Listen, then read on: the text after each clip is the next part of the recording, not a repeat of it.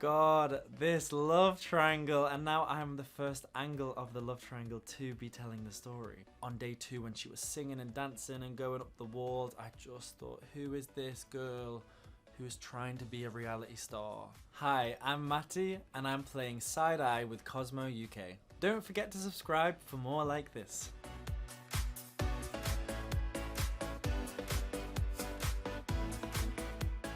The first thing I did when I left the house was actually go straight into hiding again for another day, so I didn't really get to do much apart from just get into a bed by myself and have a lie-in that was much needed. Leaving the show so close to the final was actually a blessing in disguise. At that point I had had the time of my life, but I was emotionally burnt out, so when I was evicted in that really savage way, I was ready to go. My surprise eviction during the letters from home was shocking, as I'm sure you saw all of my full range of emotions throughout the show. I did think the letter was a little bit weird when it was very vague, and at first I was going to be having stern words with my mum or boyfriend or whoever wrote that really boring vague letter.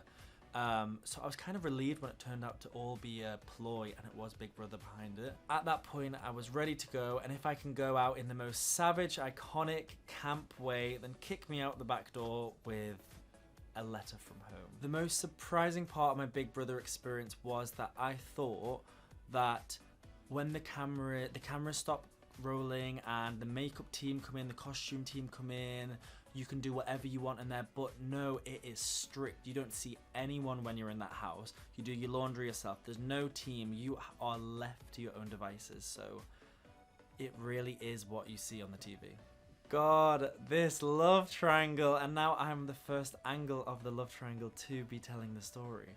But honestly, there isn't even much story to tell. More of a love line. Henry likes Jordan, Jordan likes Matty, Matty likes no one. It was a complicated issue to navigate in the house, especially because Jordan, Henry, me, Trish and Yinrun were in the same group. We spent all day together.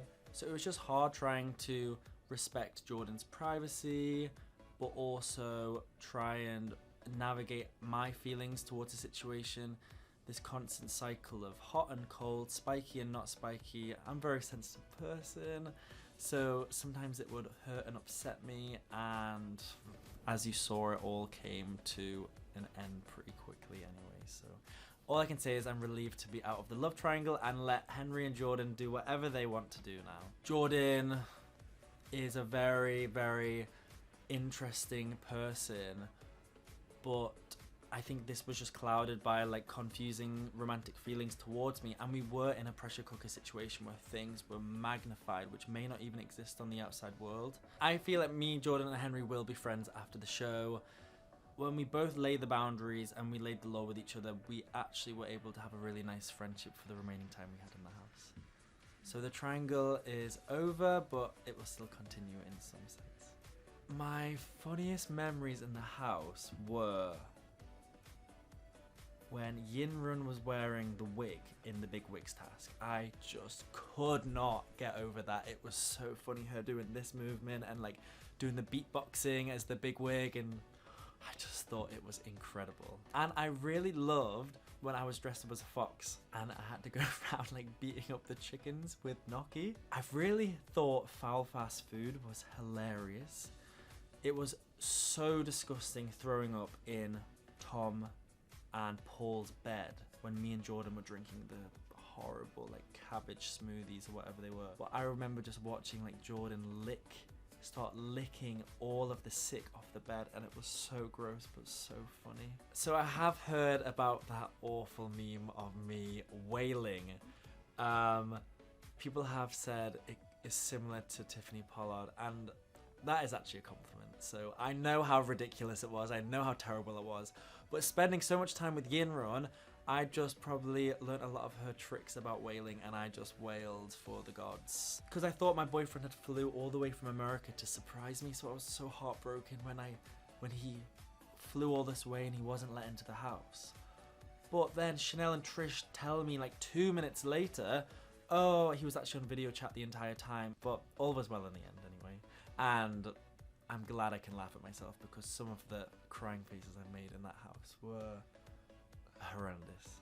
Me and Yinrun decided to pick Tom over Olivia for the fake eviction because it was a very, very hard situation. We had a 50-50 voice on who we think should stay. I wanted Tom to stay, she wanted Olivia to stay. And although me and Olivia had our many, many rough patches throughout that house, at that point, I just didn't really believe those things anymore. My relationship had changed to her. I had to be honest and say that Olivia doesn't make me feel uncomfortable anymore. And when Yinrun said that Tom's jokes were making her still feel uncomfortable, I had to swallow my pride and say, and take my bias out of it and say, like, I think the most fair thing then is for Tom to get picked. The reaction that I've heard Tom has had about Yinrun being almost a bit of a game player, are her emotions real, are they not? I don't think they're justified at all. I feel that Tom and Jenkin were just going crazy in that tiny little room they were trapped in, only being able to get fresh air a couple times a day. And I think they were just looking for someone to blame, and unfortunately that fell on Yinrun. So I don't believe any of the things about Yinrun are true. Like, I lived with her for 6 weeks.